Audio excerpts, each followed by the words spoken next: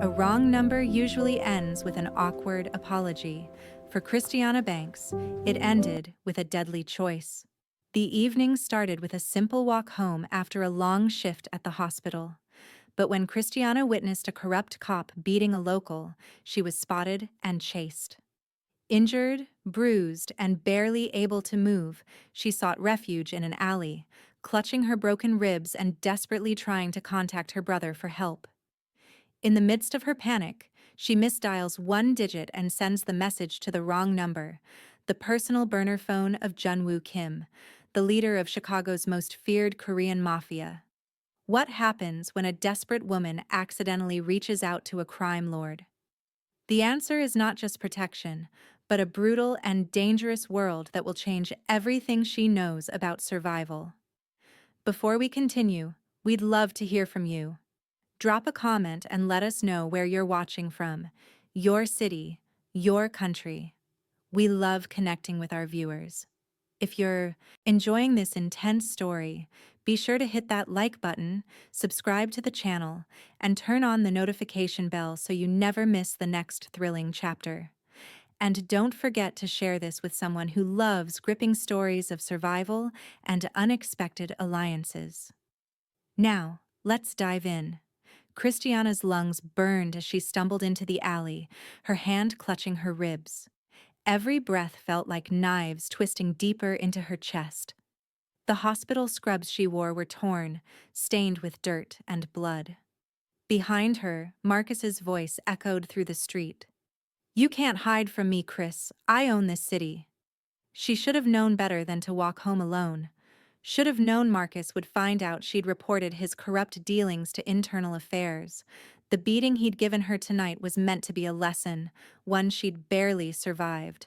Her vision blurred as she fumbled for her phone with trembling fingers. Tyler. She needed her brother. He'd know what to do. He always did. She typed frantically, each keystroke sending fresh agony through her broken ribs. "Tyler, it's me. Marcus found out. He beat me bad. I've got broken ribs. I'm in the alley behind Mercy Hospital. Please come, I'm scared." Her thumb hovered over Tyler's contact. But in her panic, through tear-filled eyes, she hit the wrong number, one digit off. The message sent. Marcus's footsteps grew closer. "I can hear you breathing, sweetheart. Come out and we can talk about this." Her phone buzzed. Through the cracked screen, she read the response. "On my way." Relief flooded through her. Tyler was coming. She'd be safe. But across the city, in a penthouse overlooking the Chicago skyline, Junwoo Kim stared at his burner phone, the one he hadn't touched in 3 years, and reached for his jacket. Someone had just activated a number that only one person in the world should know, and that person was already dead. Christiana pressed herself against the cold brick wall, her broken ribs screaming with every shallow breath. Marcus's shadow stretched across the alley entrance, his silhouette backlit by the street lamp. "Come on, baby," he coaxed, his voice dripping with false sweetness. "Let's go home. I'll take care of those ribs, get you patched up." She knew better.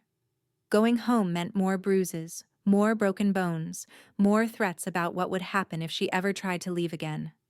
"Marcus, please. Enough." His patience snapped. He stepped into the alley, hand reaching for his service weapon. "You think you can report me? You think Internal Affairs gives a damn about what some scared little nurse has to say?" Before Christiana could respond, the alley exploded with movement. 3 black SUVs screeched to a halt at both ends of the narrow passage, trapping Marcus in the middle. Car doors flew open, and men in dark suits emerged like shadows materializing from nothing. They moved with military precision, weapons drawn, cutting off every escape route. Marcus spun around, his cop instincts kicking in. "What the hell?" "Drop the weapon." The command came from a man with silver hair and cold eyes. His English carried a slight accent. "Hands where we can see them." "Do you know who I am?" Marcus's voice rose. "I'm a detective with the Chicago PD. You're interfering with police business." The silver-haired man smiled, but there was no warmth in it. "We know exactly who you are, Detective Thorne, And we know what you've done." Two more men appeared behind Marcus. Before he could react, they had him on the ground, his weapon skittering across the pavement. His backup, two uniformed officers who'd been following at a distance, rushed forward, but they were quickly surrounded and disarmed. Christiana watched in shock, her back pressed against the wall, her heart hammered against her shattered ribs. What was happening? Who were these people? Then she saw him. A man stepped out of the center SUV, and the air in the alley seemed to shift. He was tall, dressed in an immaculate black suit that probably cost more than her monthly salary. His dark hair was perfectly styled, his features sharp and striking. But it was his eyes that made her breath catch. Cold, calculating, dangerous. He walked past Marcus without a glance, his attention fixed entirely on Christiana. "You sent the message," he said. It wasn't a question. Christiana's voice came out as barely a whisper. I was trying to reach my brother." "Wrong number." He stopped a few feet away, studying her with an intensity that made her skin prickle. His gaze swept over her injuries, the torn scrubs, the way she clutched her ribs, the bruises already blooming across her face. "Who are you?" she managed to ask. "Junwoo Kim." He said it simply, as if the name should mean something. It did. Even through her pain and confusion, recognition flickered. The Korean Mafia boss, the man who controlled half of Chicago's underground, the ghost story that even cops like Marcus whispered about in fearful tones. "Oh God," she breathed. Behind them, Marcus was screaming threats, struggling against the men holding him down. "You're making a mistake. She's mine. You have no idea what you're getting into." Junwoo's jaw tightened. He turned his head slightly, not bothering to look at Marcus directly. "Remove him, and find out everything. Where he lives, who he works with, what precinct protects him. I want names." "No," Marcus's voice cracked. "You can't. I'm a cop." "You're a dead man," the silver-haired man said flatly. "You just don't know it yet." They dragged Marcus away, his protests fading as they shoved him into one of the SUVs. The other two officers were taken separately, their faces pale with terror. Christiana felt dizzy. This couldn't be real. This couldn't be happening. Junwoo crouched down to her level, bringing them eye to eye. Up close, she could see the scar that cut through his left eyebrow, the calculating intelligence behind his cold gaze.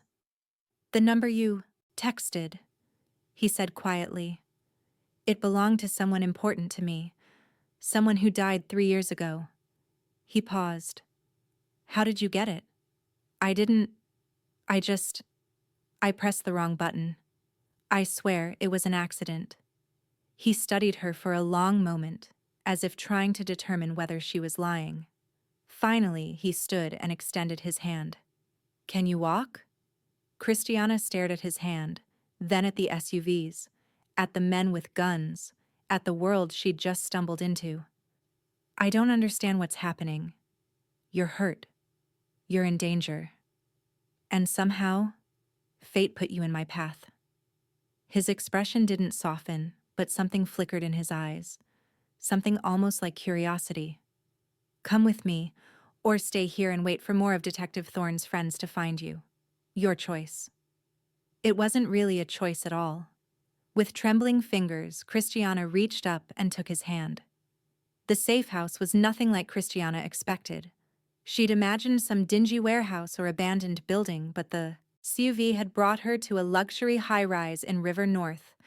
The penthouse suite occupied the entire top floor, floor-to-ceiling windows overlooking the Chicago skyline, modern furniture that looked like it belonged in a magazine, and security so tight that they'd passed through 3 checkpoints just to reach the elevator. A doctor was waiting when they arrived. An older woman with gentle hands who examined Christiana's ribs, administered pain medication, and wrapped her torso in tight bandages without asking a single question about how she'd been injured. 3 fractured ribs," the doctor announced to Junwoo, who stood by the window with his back to them. severe bruising across her abdomen and face. She'll need rest and monitoring for the next few days. No strenuous activity. Junwoo nodded once. The doctor packed her supplies and left as quietly as she'd arrived. Now, 2 hours later, Christiana sat on a cream-colored sofa, dressed in clean clothes someone had provided. Soft. Cotton pants and an oversized sweater. The pain medication had dulled the worst of her agony, but her mind was racing. You should eat something. A young woman appeared with a tray, rice porridge, tea, and sliced fruit. She had kind eyes and spoke with the same slight accent as Junwoo's men. I'm Minji. I'll be looking after you while you recover. Thank you, Christiana whispered, though she wasn't sure she could stomach food. Junwoo emerged from what appeared to be an office, his suit jacket removed, sleeves rolled up to reveal forearms marked with intricate tattoos. He poured himself a drink, something amber in a crystal glass, and finally looked at her. You're probably wondering what happens next. Christiana set down the tea she'd been holding. Am I a prisoner? No. He took a sip. But you can't leave. Not yet. That sounds like a prison. A ghost of a smile crossed his face. Fair point. He sat in the chair across from her, studying her with that same intense gaze. Detective Thorne isn't just corrupt, he's connected. He works for people who won't appreciate his humiliation tonight. They'll be looking for you. So you're protecting me from them? Or protecting yourself? Both. His honesty was jarring. You stumbled into something bigger than you realize. That phone number, the one you accidentally texted, it creates questions I need answered. I told you it was a mistake. I believe you. He leaned forward. But coincidences make me nervous. In my world, they usually mean someone's playing a game I don't see yet. Christiana's head spun. I'm a nurse. I don't play games. I just wanted to get away from Marcus. And now you have. His voice was matter-of-fact. But freedom has a price. Before she could ask what that meant, one of Junwoo's men entered, the silver-haired one from the alley. We have a problem, he said in Korean. Junwoo's expression hardened. He responded in the same language, too quick for Christiana to catch more than a few words. But she understood the tone. Danger. Urgency. Threat. English, Tae? Junwoo said finally. She deserves to know. Tae glanced at Christiana, then back to his boss. Detective Thorne has mobilized half the precinct. He's calling it a kidnapping. Claims she was taken by foreign gang members. He's got an APB out. Surveillance footage being pulled from every camera in the area. Christiana's blood ran cold. He's making me look like a victim. Worse, Tae continued. He's got the media involved. Local news is already running the story. Nurse abducted by organized crime. Your photos everywhere. That bastard? Christiana stood up too quickly, gasping as pain shot through her ribs. He's trying to force me back. If I don't come forward, I look guilty. If I do come forward, he kills you. Junwoo finished coldly, and claims it was a rescue gone wrong. The room fell silent. Junwoo stood draining his glass. How many cops does he have? 40, maybe 50, plus SWAT, on standby. Tae's expression was grim. He's convinced the captain that this is a matter of public safety. They're treating it like a terror threat. Of course he is. Junwoo's voice was ice. He's using the entire Chicago PD as his personal army. Christiana sank back onto the sofa, her mind reeling. This is insane. I just wanted help. I just wanted to be safe. Junwoo turned to her, and for the first time she saw something other than cold calculation in his eyes. Something almost like respect. You reported him to Internal Affairs. You tried to do the right thing. He set down his glass. That takes courage. But courage doesn't stop bullets. And it doesn't stop corrupt cops with badges and guns. So what do? We? His eyebrow arched. You said I'm not a prisoner. That means I have a choice. She met his gaze, ignoring the fear coursing through her. So tell me, what do we do? Junwoo studied her for a long moment. Then he smiled. A real smile this time, sharp and dangerous. We give Marcus exactly what he wants. He pulled out his phone. We let him come to us. And then we end this. Across the city, in the chaos of the police precinct, Marcus Thorne stood in the captain's office, his face a mask of concern and rage. I want every resource we have, he demanded. Roadblocks, surveillance, informants, everything. These animals took my fiancée, and I'm bringing her home. The captain nodded. You'll have it, Marcus. We'll find her. Marcus smiled, but his eyes were cold. Oh, I'll find her, he said quietly. And when I do, everyone who touched her will burn. The trap was set at an abandoned warehouse on the south side, neutral territory that both sides could access. Junwoo had leaked the location through one of Marcus's informants, making it look like a careless mistake. Marcus had taken the bait immediately. Christiana stood in the center of the warehouse, her ribs still aching despite the medication. Junwoo had insisted she wear a bulletproof vest under her clothes, though she wasn't sure if that made her feel safer or more terrified. You don't have to be here, Junwoo said, checking his weapon with practiced ease.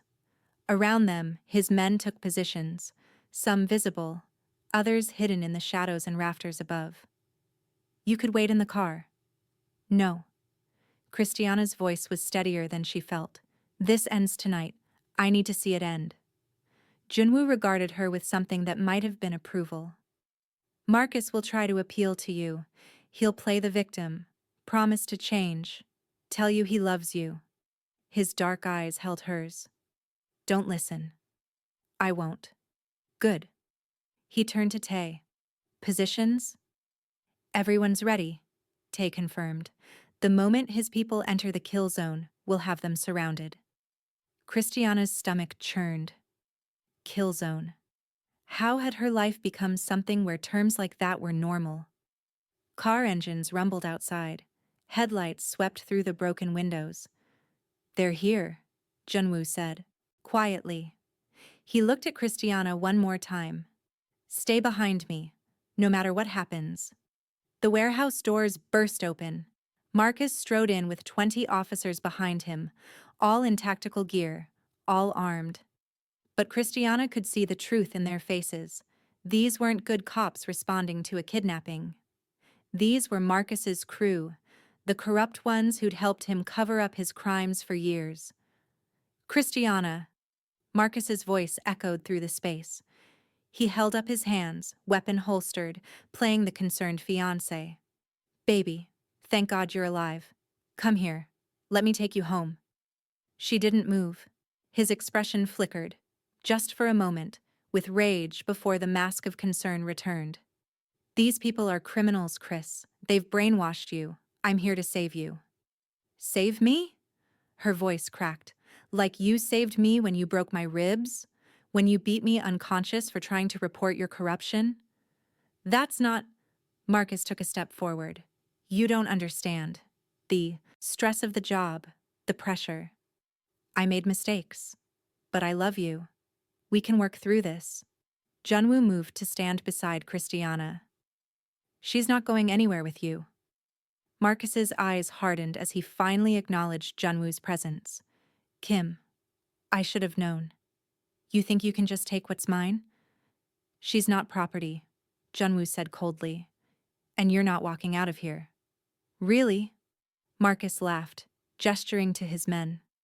I've got 20 armed officers. You've got what? A dozen gangsters hiding in the shadows?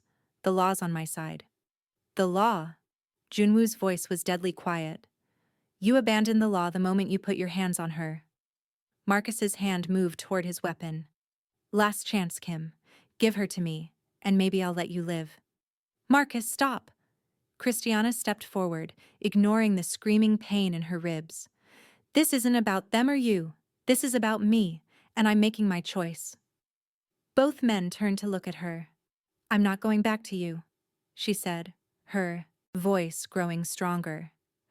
I'm not going to be your victim anymore, and I'm not going to let you hurt anyone else. Marcus's face twisted with fury. You ungrateful. But I'm also not going to hide behind someone else's war. She looked at Junwoo. I appreciate what you've done, but this isn't your fight, it's mine. Junwoo's expression was unreadable. Christiana. I have evidence, she announced, pulling a USB drive from her pocket, the one she'd hidden before Marcus had caught her, the one containing years of documentation about his crimes. Everything Marcus has done, every payoff, every cover-up, every person he's hurt. It's all here. The warehouse went deadly silent. You're bluffing, Marcus said, but his voice wavered. Am I? Christiana held up the drive. Internal Affairs didn't believe me before because I had no proof, but I've been collecting it for months. Every time you came home drunk and bragged about your deals, every document you left lying around, every text, message I screenshotted. Marcus's hand went to his weapon. Give me that. Now. No. Christiana's heart pounded. I'm going to walk out of here. I'm going to the FBI field office, and I'm going to tell them everything. You can shoot me, but the evidence is already backed up in 3 different places. The moment something happens to me, it all goes public. You stupid! Marcus drew his weapon. Everything happened at once. Junwoo moved in front of Christiana, his own gun raised. Marcus's men drew their weapons. Junwoo's hidden team emerged from the shadows, red laser sights painting targets across every corrupt cop in the building. Stand down, Tae's voice boomed. You're outgunned and surrounded. But Marcus wasn't listening. His eyes were wild, his weapon pointed at Christiana. If I can't have you, nobody will. Marcus, don't... Christiana started. The gunshot was deafening. But it wasn't Marcus who fired. Junwoo's bullet caught Marcus in the shoulder, spinning him around. His weapon clattered to the floor. His men, seeing their leader fall and the overwhelming force against them, dropped their weapons and raised their hands. It was over in seconds. Marcus lay on the concrete, clutching his shoulder, blood seeping between his fingers. You're going to regret this, he gasped. All of you. Christiana walked over to him, standing above the man who'd terrorized her for so long. He looked smaller now, pathetic. No, Marcus, she said quietly. You're the one who's going to regret everything. She turned to Junwoo. Call the FBI, the real authorities. Let's do this the right way. Junwoo holstered his weapon, a slight smile on his face. The right way. I like that. He pulled out his phone. Though you realize this complicates things for me. I know. Christiana met his gaze. But you could have killed him. You didn't. That means something. Maybe. His dark eyes held secrets she couldn't read. Or maybe I just wanted to see what you'd do. Sirens wailed. In the distance. Real ones this time. Not corrupt cops, but actual federal agents responding to an anonymous tip that had been placed minutes earlier. Christiana looked at the USB drive in her hand, then at Junwoo, then at Marcus bleeding on the floor. She'd made her choice, not to hide behind Junwoo's protection, and not to run from Marcus's threats. She'd chosen to fight, and for the first time in years, she felt free. The FBI raid happened exactly as Christiana had planned. Federal agents swarmed the warehouse within minutes, arresting Marcus and his corrupt crew. The evidence on her USB drive was damning. Years of payoffs, planted evidence, brutality covered up by falsified reports. By sunrise, Marcus Thorne's entire network was being dismantled, and the story was breaking on every news channel in Chicago. But Christiana knew the real story was far from over. She sat in Junwoo's penthouse 3 days later, watching the city lights flicker below. Her ribs were healing, the bruises fading to yellow and green. Physically, she was recovering. Emotionally, she was in uncharted territory. The FBI wants to put you in witness protection, Junwoo said, entering the room with 2 glasses of wine. He handed her one. They think Marcus's connections might retaliate. What do you think? She took the glass but didn't drink. I think they're right to be worried. He sat across from her. But witness protection means disappearing. New name, new city, new life. Is that what you want? Christiana stared at the wine, watching it catch the light. I don't know what I want anymore. A week ago, I was just a nurse trying to survive an abusive relationship. Now I'm the woman who brought down Chicago's most corrupt precinct and accidentally texted a mafia boss. Not just any mafia boss. A hint of amusement crossed Junwoo's face. The most dangerous one. Despite everything, she smiled. Your humility is overwhelming. I don't traffic in humility. I traffic in truth. He leaned forward. And the truth is, Christiana, you're wasted in witness protection. You're wasted being invisible. What are you saying? I'm saying you have options. His dark eyes held hers. You could disappear, spend the rest of your life looking over your shoulder. Or what? Or you could stay. Work with me. Christiana's heart skipped. Work with you? I'm a nurse, not a... You're a survivor, Junwoo interrupted. You're intelligent, resourceful, and you have something most people in my world lack. A moral compass that actually points true north. He set down his glass. I need someone I can trust. Someone who isn't afraid to tell me when I'm crossing a line. You want me to be your conscience? She couldn't keep the disbelief from her voice. I want you to be my partner. His voice was serious now, no trace of amusement. Not in crime. I have enough people for that. But in building something better. You've seen the corruption in the system, the way people like Marcus use their badges to destroy lives. I can reach places the law can't touch. Together, we could actually make a difference. It was insane. Everything about this was insane. And yet, I'd still be a nurse, she said slowly. I'm not giving up who I am. I wouldn't ask you to. Junwoo stood, walking to the window. In fact, I need you to be exactly who you are. The hospital needs someone who can quietly help people caught in situations where calling the police isn't an option. And I need someone who reminds me that power should be used for more than just power's sake. Christiana joined him at the window, looking out at the city that had almost destroyed her. This isn't what I imagined when I sent that text. Nothing ever is. He glanced at her. But you're here now, and you have a choice to make. Not between good and evil, but between hiding from the world or standing in it with all its complications. She thought about Marcus, about all the people he'd hurt over the years while he thought, wearing a badge and claiming to serve justice. She thought about the broken system that had protected him, the victims who'd been silenced. She thought about the wrong number that had somehow led her to the one person who'd actually stopped him. If I do this, she said carefully, I do it my way. No killing unless there's absolutely no other option. No hurting innocent people. And if you cross certain lines, I walk. Agreed. Junwoo extended his hand. Partners? Christiana looked at his hand, at the tattoos peeking from beneath his sleeve, at the dangerous man who'd somehow become her unlikely savior.